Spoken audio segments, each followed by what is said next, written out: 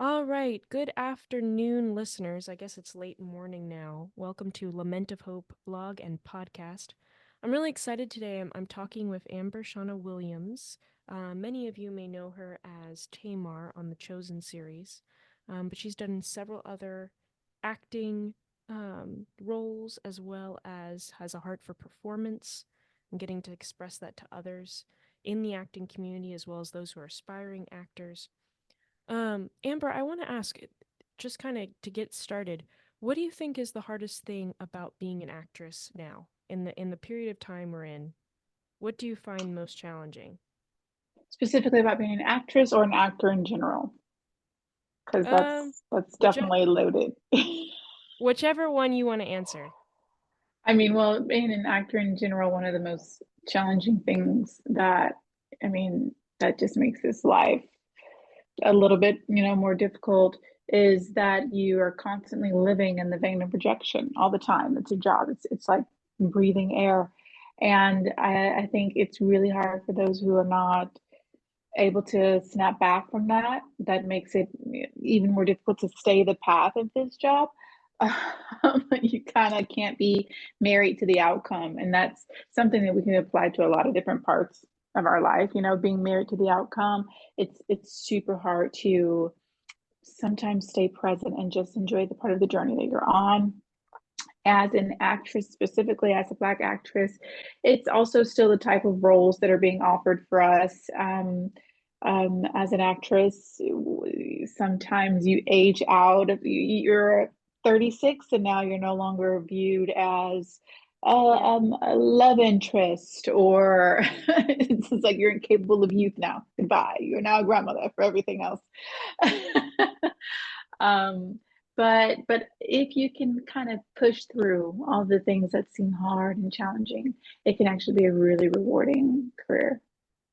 Was there a time that you wanted to quit what you were doing and do something different? Oh, let me tell you, we quit like every 2 weeks.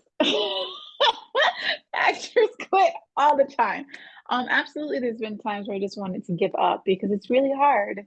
It's really hard because it's not a job that's really valued or measured by your best work or Yeah. how well you do. You could be the most brilliant, talented, creative, just a beauty to watch, and you still don't get the job, and you still don't work consistently. There's a lot of politics that go into different places, but yeah, I definitely want to quit. But before I became an actress, because it was something I didn't even know I could do Yeah. at one point in time, I wanted to be in the medical field. And so I studied to be a nurse. I wanted to be a dentist, but I studied to be a nurse. And right when I was almost done is when I decided to leave and pursue acting full time. Oh, what made you change your mind? So my best friend was my grandfather, and like my hero, my everything. And he got sick and recovered. That was his thing. Like, oh, he got faced with something and he kicked its butt, right? And next thing you know, he's just back to normal. He was like the youngest 96-year-old you ever knew, or 95. He was still driving, he was still doing everything, but Oh, wow. um it was my summer break for nursing school, and I got the call that he went to the hospital the night before, and I didn't know because I got off work at 6 o'clock in the morning. I didn't know, and I found out that he passed like that. Oh, Like wow. as I was going, he as I was going to pick him up because I didn't know he was in the hospital. He was feeling lightheaded. He got so angry that his heart stopped. Oh, He got so wow. angry that his heart stopped. So it was, even though he was older, it was a sudden passing. But before he passed, I say all of that. There's some light at the end of this tunnel.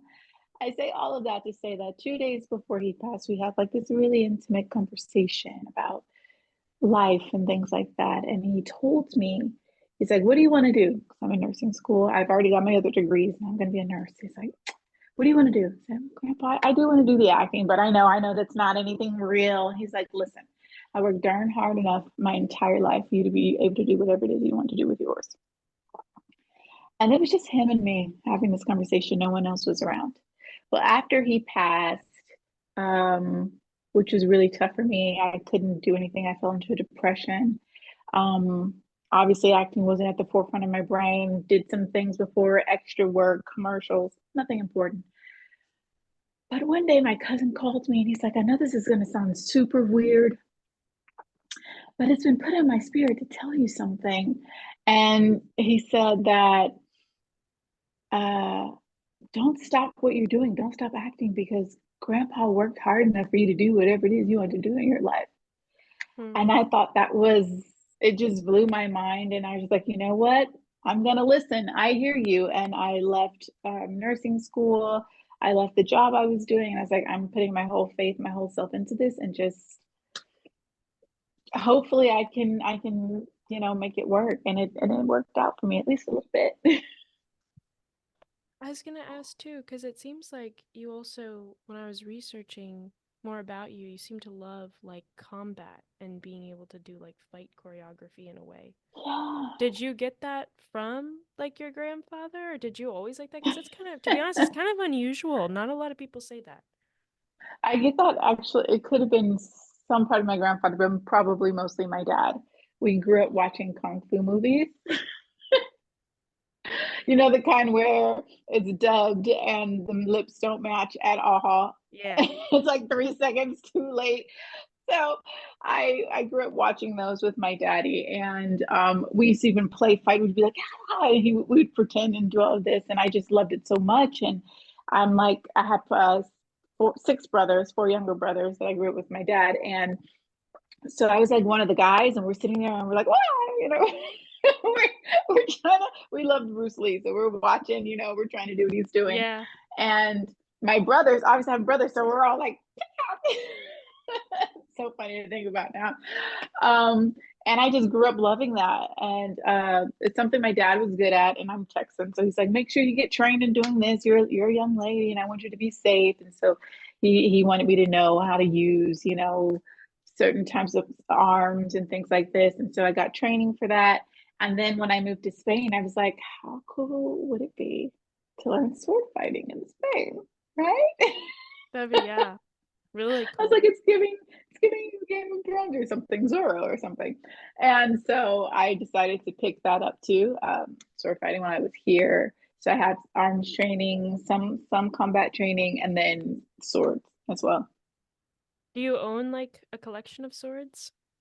No, that would be really, really cool. My husband is scared of anything too heavy and too shiny. So Oh, okay. so he's like, but no, I don't have any. That'd be really cool though if I did. I did have some like smaller, cool like close combat things. I still have like my fencing helmet, but yeah, that's about it. Wouldn't that be awesome? Katana just right here next time I talk to you. It would.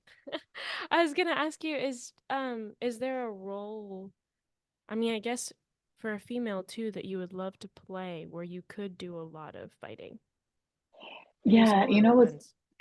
yeah, so it's so crazy that you asked that because a couple of days ago someone asked me, "What's your dream role?" And I was like, "Well, I have a few, but one of them is to play this like detective and some sort of action thriller or something like that, who with baggage and this beautiful character arc." And I'm going through like all the things I'd love this character to have. And then I kid you not, 24 hours later, so yesterday, I got an email from my agent like, hey, you have this audition. Everything I literally had just told that for a Oh, day before wow. was what they were looking for this character. Unfortunately, I'm already filming a movie next week, and that's when they want to start. And so I couldn't even submit for it. So it's Oh, like right here.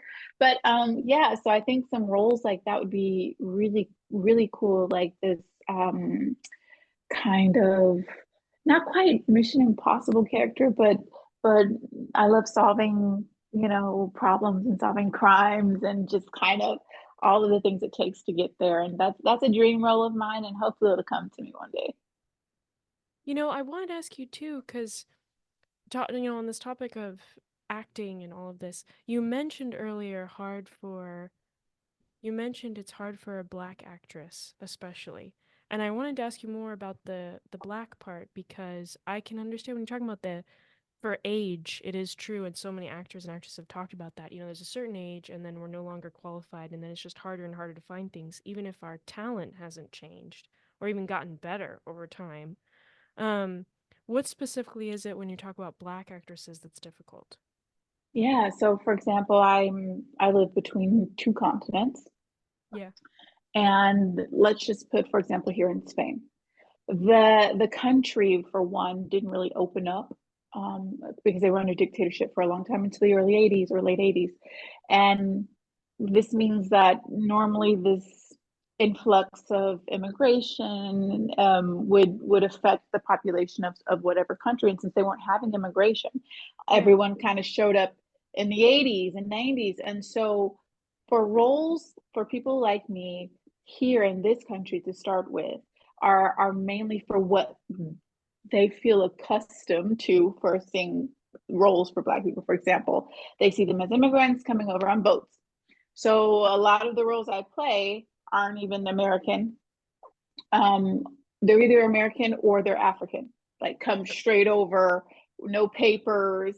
A prostitute, I think was another one I received. Um, Anytime I'm not this typical idea of what they have here, I'm the token American. And if I'm the token American, I'm usually a journalist. okay, But it's like still criminals. It's still that stuff, the criminal and the maid and the slaves, a lot of slave stuff here, and the immigrant. And where I'm from, I see, my dad runs a dry cleaners. I very rarely see or have the opportunity to take on these normal people roles that aren't centered on my color. Do you know what I mean? Or that struggle that's related to that, or slavery. It's like I'm a normal girl, yeah, and I'd love to be able to tell these stories of just being a normal girl and my relationship with my grandfather and my dad and his dry cleaner business. In the States, it's still that way. It's obviously better. We're not stuck doing all those very small-minded roles that you see a lot in Europe because yeah, we can see people as judges and doctors and lawyers here of all colors, all shades, but the roles are still just few. Um, and I would love the opportunity for that to expand more as far as everybody can kind of go whatever's appropriate to tell the story authentically. No right, forced, you know what I mean? That's what bothers me is when you try to force it, like, oh, let's do it like this. But I would love them to just be able to tell nice, authentic stories here, but it's really hard to find. There is a thing sometimes that they say, these are cold words that we learn as actors, like, can you be more urban? That's their way of saying, can you sound more what we believe a Black person to sound like using oh, ebonics, or do you know what I mean? yeah, Um, or I've gotten that quite a bit, or I get hypersexualized a lot, where I find myself, the character is totally maybe normal, and they're like, okay, let's make her sexy, and I want you to kiss him and do all this, and it's just like it makes me just uncomfortable. And I'd love to be able to, play something cool in sci-fi. That's a dream too, sci-fi fantasy. But you don't see it that often. Do you know what I mean? But yeah, it's better. It's much better in the States than anywhere else. But there's just still some expectations that we kind of fall under in a quota that makes any sense. yeah, When I say quota, it's just like, oh, how many different people can we put in here? Well, we need a Black actress and we need a Latino actor. Do you know what I mean? yeah. It's yeah. So yeah, it's kind of how it is still. And why do you don't want to move to the United States? You want to stay in Spain, even if the roles are more difficult to find? Well, the thing is now, especially after COVID, the world is so connected virtually that it's Okay, almost unnecessary to have to live in any specific place, okay, um, because most of all of our auditions now and our meetings are through Zoom, and or sometimes I even speak with my doctor on FaceTime. So it's no longer necessary, although it probably would be helpful. because it would allow me to do smaller projects. Because right now I focus on bigger projects. Because I have to think that the travel, they have to consider paying the travel and the flights and the hotels for someone who's not local. Yeah. But I would love to be able to keep my home here and then still be able to work in the States just as much, maybe have a home in both places. That'd be really nice. But yeah, it's a nice place to live too, though, Spain. It's pretty great. When you were talking about the sexualized nature too, which is also interesting to me, how do you feel about that? Because I do feel that in media now, especially that's a huge component. It happens a lot. It's in a lot of plots. Um, and for some, films, it is one of the main plots, and something you have to be comfortable with, kind of going way out there Yeah, sometimes. Um, I'm even thinking, like with Oppenheimer and stuff, like just these new types of ways of, the directors saying this is a way to show reality, but it is in a very visual and new way, and obviously you're still acting.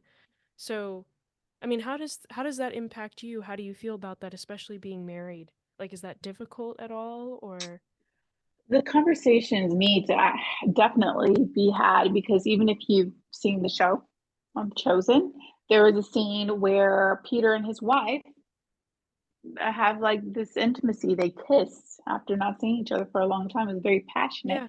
yeah, And although this is not what I feel is sexual, it's more romance as far as right, the intention of that. It still happens, and she's still married. The actress that plays Eden is married in real life, and you can imagine how even though you're telling the story of Christ, you're telling the story of Jesus, but there's still people in here kissing who are not married, and it comes down to what you're willing to do as an actor, what your partner is willing to do or accept, and just having that trust with each other. Like for me, when it comes to things, I find a lot of times sex and film and television is gratuitous. It is gratuitous. It has no importance to the plot line. It's completely unnecessary a lot of times. yeah, You could have very much insinuated that something happened. But a lot of it is, I feel like sometimes it's shock value. I'm not even sure why. yeah, I have things that, I've had to kiss someone in a film before, and it's actually very uncomfortable for both people. You just pretend like it isn't for the sake of the story, but it's a very professional. It's almost like shaking hands. But I think one day if someone asks me to do more, how I'm going to approach that, and that's just something that you really need to have your values and your decisions made before going into these types of situations, because you can feel pressured to do things you didn't want to do. But if you go in, like, I might lose this job if I don't do the right, scene, right? sure, Now, I'm sure some actors have been faced with something similar, both men and women. Um, but a lot of times they like, especially the more successful, they have it in their contracts, like, won't do this, won't do nude, won't do this. And I really respect when they do that because I feel like, it should be their choice. Like there's a way to portray almost any character without having to do that.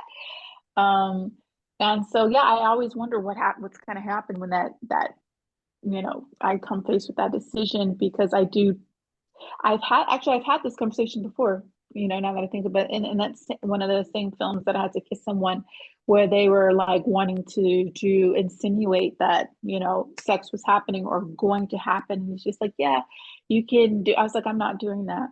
Actually, the movie didn't continue filming after that. How did I well, forget this? I was like, I'm not, girl, I'm old. you just marked it out. No, Yeah, I just must gone. have like just it out because he was wanting me to. The director cast himself as one of the leads in this indie thing that I did. They definitely take advantage of new actors with these things, especially. And they'd be like, "Yeah, so you're just going to do this, and I want you to put your hands around, and we're gonna." I was like, "Oh no." I was like, no, I'm not going to do that. If you can't find a creative camera angle to make things seem in a certain way without showing me, then I'm not doing that. And that we never finished filming that to Filming this the whole day. movie? Really? Yeah, it was supposed to be a series. He's like, I'm going to turn it to a film. And we never finished shooting it because after I declined to do Wow. this scene, we just ended it there. And I don't know, actually, I haven't seen it. I have no idea how they decided to set it up to make it make sense, but I refused to keep going after it was a Wow. little too much for me. Yeah. Wait, is that hard for you, you think? I think it would have been more challenging if it was, for example, a role I really, really wanted. Do you know what I Okay. mean? Yeah. Because I feel like that makes that makes these kind of decisions more difficult because you have something to lose that you really want. Yeah. And this was in this situation, I wasn't like, I really, really, really want this.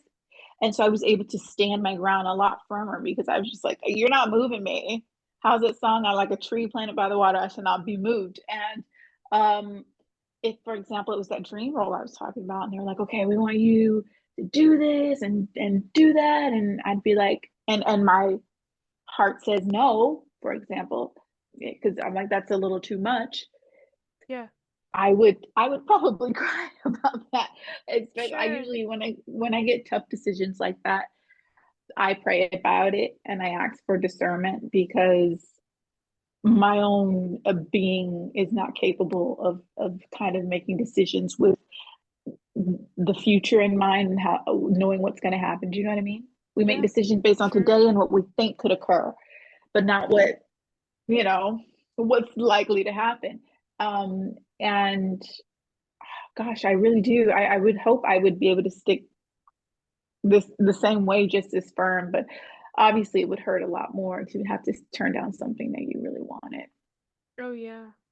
With the role that you have in The Chosen, do you, how does that play into your faith? Do you find that, being in this film has enhanced it for you? Or, because I know for some, even some believers I've talked to, some Christians, they'll say, oh, I don't want to watch The Chosen because, it's portraying scripture and we don't actually know if half of those things happened. And, some of these characters don't even exist in the Bible. Um, where do you stand on that? Obviously, you're in it, so you enjoy it, obviously, but how has it enhanced your faith? Maybe how has it made it more, exploring the Bible more for you, or has it made it difficult? Have you even come to some moments where you're like, oh, I don't know about this or how I feel about that? You know, what I find really interesting about what The Chosen does is they lead people straight to that book. Because the first moment someone's like, that's different, or I don't remember that, or did that really happen, or that's not right. The first thing they do, well, now we have our phones, we just go. Yeah. But the first thing they do is go to their Bibles, right? To see that's the whole purpose of this. It's not to be a replacement. It is not to change your idea of something. It's to send you back to the source. And that's exactly what it does. And I think it does it successfully. For me, who was someone who grew up in the church and in Sunday school and singing in the choir and all of this, like it's just a life that always just came second nature to me. Obviously, I've had some parts of my journey where I was just really battling with that. Um, are you listening? Do you care about what's, I mean, we've had these Sure. moments, a lot of Yeah. us. And obviously I've had this, but once being on the show, it kind of gave me just like it did any other fan, like this new way to look at Jesus. Yeah. And it's not changing anything. It's not challenging anything. It's just saying this is another way to look at Jesus. And the way it is that this is a Jesus I can reach out to because I grew up learning about Christ and God and all the things that come with the church and all the rules. I would like the Pharisees, you know what I mean? I grew up, this is unclean, this is clean. We couldn't even wear pants to church at that time. Yeah.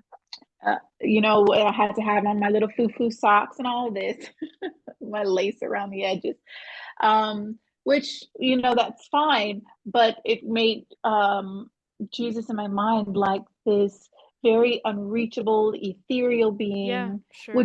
which doesn't take away at all from the divinity, but it was just like I could not relate Sure, Like yeah. how, right? Because in the Bible, it's always like, oh, Lord God, Father, right? And I want to be embraced. And that sounds really wonderful. But the way that you guys are explaining it, I Yeah, feel scared, right? yeah, And then you have the chosen, and now I'm seeing a Jesus portrayed as warm and funny, and who brushes his teeth in the morning, and who hugs, and who smiles, and who calms you without even speaking, just a look. And I was like, okay, now that makes sense. This makes sense of why, people followed him.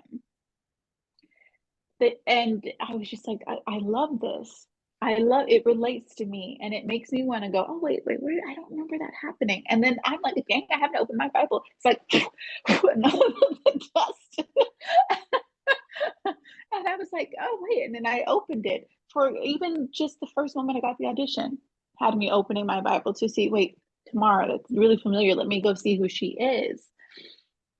And I'm like, okay, so I read the Tamar that's in the Bible. I was like, ooh, that's trauma, right? That's that's scandalous. Obviously my Tamar is not the same. It's just like now there's so many people named John and James, and it's like, okay, she's a person who is mentioned not by name in the Bible. This person is mentioned as a friend of the paralytic in right. the Bible, right? They said, let's give this friend a name because the friend had a name. We don't know who the friend was and what name they had. And so I really fell in love with the way they were able to bring depth to characters that we never read with like backstories. Do you know what I Yeah, mean? And I feel like they're very authentic. Nothing is out of outrageous or would be out of the ordinary 2,000 years ago. They go to unimaginable lengths to be as authentic as possible, and which I really respect because before I did the audition, I saw the first 4 episodes as a fan, never even being on the show, and I was just like, this is different. This is pretty good. We have like a kind of an accepted expectation from what faith-based film and right. storytelling Yeah, is like, right? And I was like, this is challenging all of that.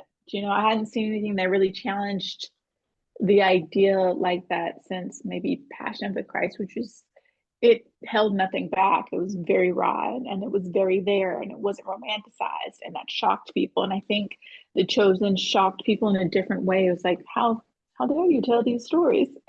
yeah, yeah, you know? And they haven't been shying away from things either, like in season 3.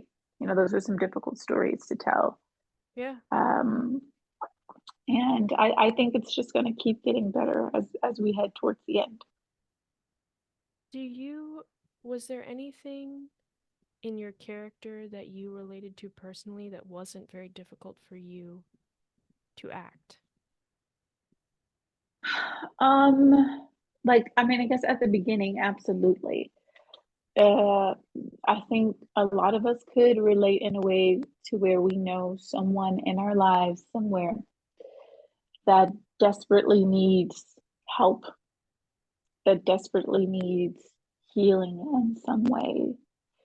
And I had that person in my life sitting at the back of my mind. And so when I came and to Jonathan and, did my line with him, I had to put myself in a position of me being Tamar with this person in my life, bringing them to Jesus to Yeah, please help them, because nothing else that we're doing is going to be able to help them, or the doctors can't do anything. There's no other option but you.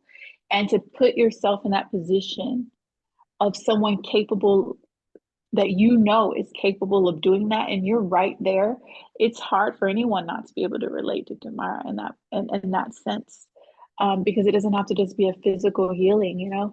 Um, but there was something, she was just so bold. I was like, oh, I would love to be, I would love to be that bold and have that much confidence. She was not ashamed to step forward and to push through. And I know a lot of us, I don't know if anyone's like me. I'm a little shy. I'm a little insecure. sure. I'm Yeah, I'm big insecure. I don't like to make other people uncomfortable. because it makes me uncomfortable to see you uncomfortable. And so I'm not even going to approach a subject that may even put us there. And she's just like, no, I'm coming. I'm going to say the hard things. I saw what you did. I know what he's capable of. We need help right now. And I noticed that as the years go on, I just start to kind of look up to her. Like, gosh, I would love to have a friend like you or to be more like you. And I say that to people all the time. But I noticed as the years have also progressed that they have, I don't know if it's the writers or it's me, but you start to kind of blur the lines between yourself and the character. Sure. So yeah, so like I can look at, for example, Elizabeth Tabbitt, who plays Mary Magdalene, and be like, girl, you act just like that, you know? There's things that Matthew do, and I'm like, that's very Paris. And and I'm noticing like when I watch playback, I'm like, oh, that was a little more Amber than I thought, but it's such a beautiful thing. And but I still strive to like would love to be more like her as far as being bold and brave and not afraid to admit when she made mistakes, and because that's hard for people to do too, and Sure. just being open all the time, What motivated. what do you think is one of the bravest things you've done in your personal life?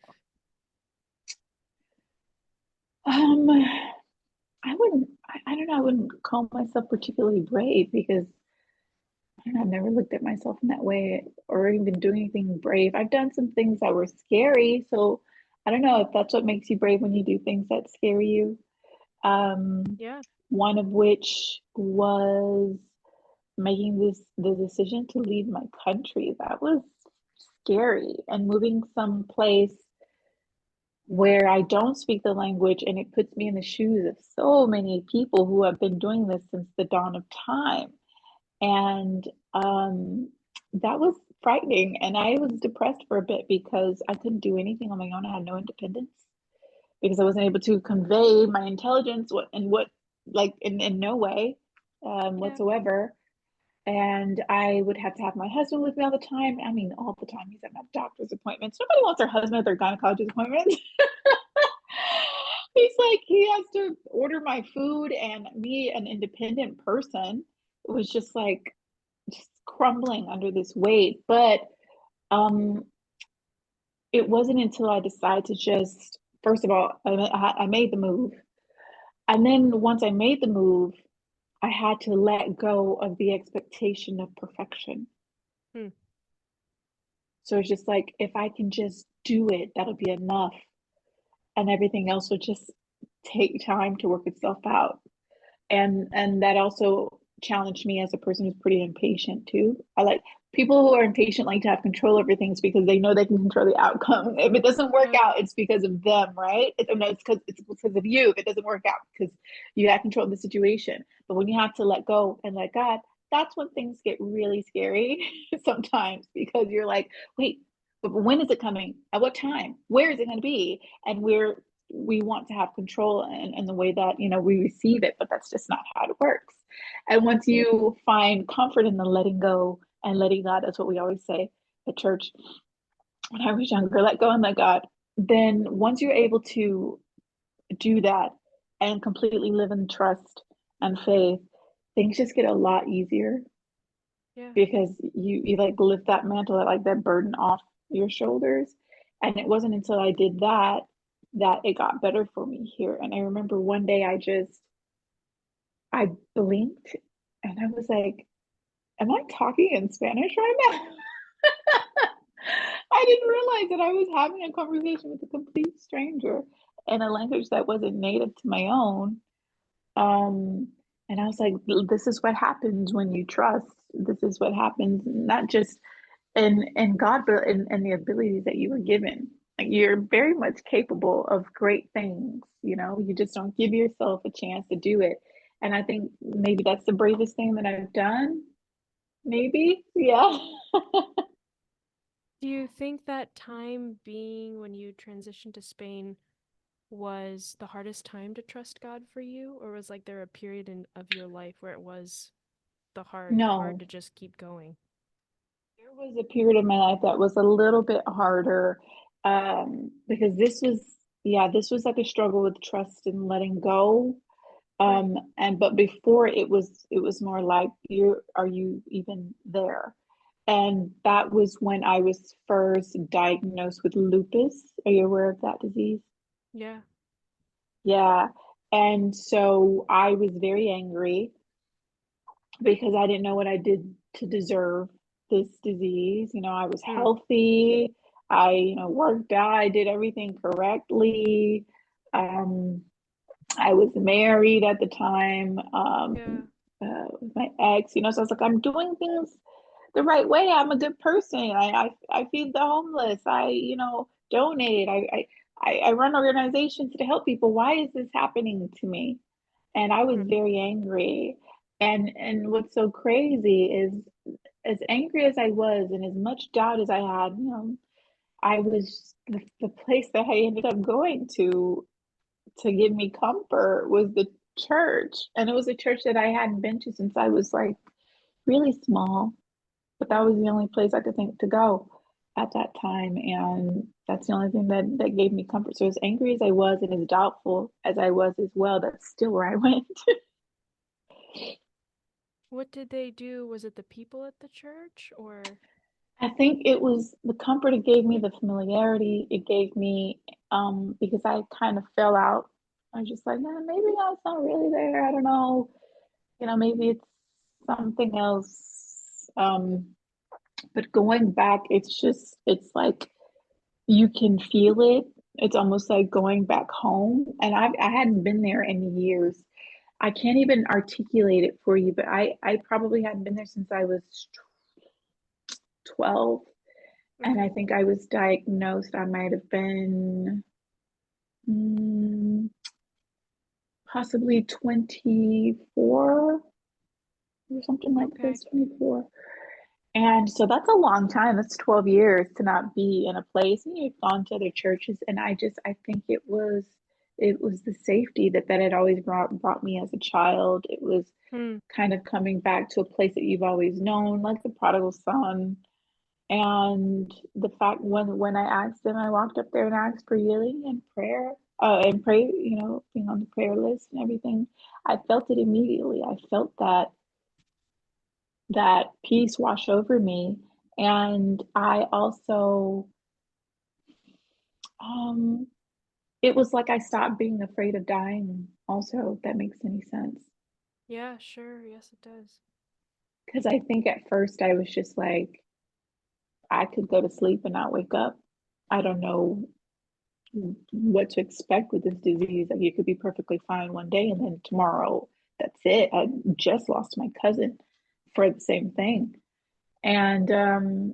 I think some comfort came over me where it's just like, you're gonna be okay. And if you die, you're gonna be okay. There's more to life after this. And I think we forget that sometimes, and that's why we're so scared to leave this world.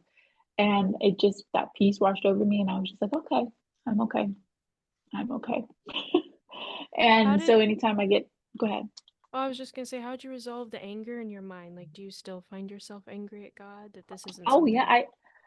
I not the same way. I think I have my moments just like anyone because, for example, you have your parents or someone has their parents and you love them dearly, you respect them, they're everything to you, but you've gotten upset with them Sure. on Yeah. more than one occasion, because you don't understand. You're not capable often to understand the bigger picture of things that's happening to you in your life. And so you are human and you will err. And absolutely I get angry still sometimes because I'm confused and I'm lost and that's when it's kind of almost like a cycle at this point where you're like, I'm lost, I'm stressed, I'm depressed, I can't control this. Where are you? Are you listening? And then it's just like you realize that you're doing that thing again that makes your life harder. It's you. Just let it go. Um, and and then I do. And then things are always better. And it's just like everything always works out for me. Well, duh, you haven't been led astray yet. I don't know why it's that inner voice like, I don't know why you keep doing this. You already know things gonna be fine. But yeah, so no, I'm definitely prone to error often and will get angry or extremely sad at whatever I'm going through, including my own health. Like I had some scares more recently, and I'm like, well, is this it? Is this how I'm going, you know. I'm still trying to be a good person. Could this come in maybe 40, 50 years? Um, but yeah, same thing. I just let go and let God and allow that to just be the guiding force, because if I try to control everything, it's just going to make it worse. Not Yeah. mostly for myself. What is your hope? Like why, it's interesting cuz people live life for a reason, right? Everyone either has in their own heart an idea of, okay, this is why I'm here. This is the meaning that I have for life. What what for you is your hope? Because like you said, difficult circumstances come. Life is very rarely smooth. Um, what is your hope for these difficult times, and even a hope that you think others can be encouraged by? Because so many people deal with chronic illness and difficulties. Yeah, absolutely. And about the chronic illness and difficulties is I always remind myself, especially when I'm in the middle of it all, that although you and I are both very unique individuals, the things that we go through are not unique. People have had illness, people have been hurt, people have died, people have suffered in similar ways, in bigger ways, in smaller ways, but what we have gone through is not unique, and we have still made it.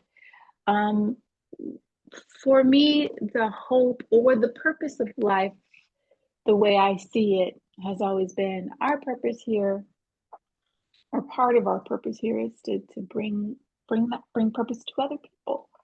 And if you can do that for one person, you've met a part of your purpose on this planet, because we wouldn't all be here, and we wouldn't all be here together if we weren't supposed to be in it together. And that's just a really big thing for me, is that um uh, like mm, just the social nature of us as humans, um that giving back is a really, it sounds so cliche, and I always have to tell people, it's like, I know this sounds cliche, but it's so true, is that we, beyond our purpose of being here, in the covenants that we made, despite whatever your beliefs are, um, at the end of the day, we're here with each other. Do you know what I mean? Yeah, And it's like, the idea of, especially if you're being blessed in some way, of sharing that blessing and giving that blessing back. I always tell people, because you have the pour from your cup, but it's like you can't pour from an empty cup, right? yeah, So when your cup is being overflowed, where is that going? Our purpose is with that overflow, is for that to fall into another person's cup. Do you know what I mean? yeah, So that's how I look at this world, is that we're here for each other, when it comes to what should we be doing and focused on, and loving. That's the whole thing of loving your neighbor, loving thy neighbor, and um, being a blessing to other people's life. Have you ever had like this feeling when you walk by and you see someone and they're not in the same position as you are? They're yeah, they're going through some tough times, and something in you is like, say something or do something, or ask them if they're hungry. And I realized that when I ignored that feeling, I felt awful. I felt awful, like I was going against the nature of who I was. Obviously we cannot save the world, but just this moment where the spirit is telling me, like, help this person. It could be getting them a cup of coffee. It could be, food. It could be money. It could be, hey, I literally have had a jacket in the back seat. It's cold outside. Like, I'm using my jacket, but I saw someone walking, and she's walking. She doesn't have a jacket, and it's cold outside. And I was like, I really love this jacket, but something was just like, help, help. This could be your mom, your sister, your cousin. Help, help.